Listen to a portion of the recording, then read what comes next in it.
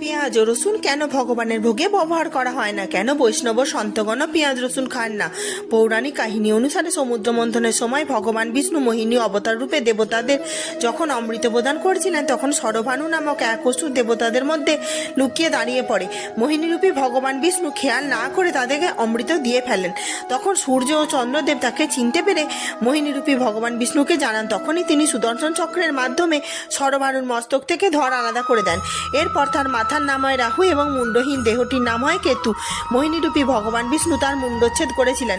তখন অমৃত তার গলা থেকে মাটিতে পড়েছিল। মাটিতে পড়া এই অমৃতের বিন্দু থেকে দুটি উদ্ভিদ জন্ম নেয়, পেঁয়াজ ও রসুন।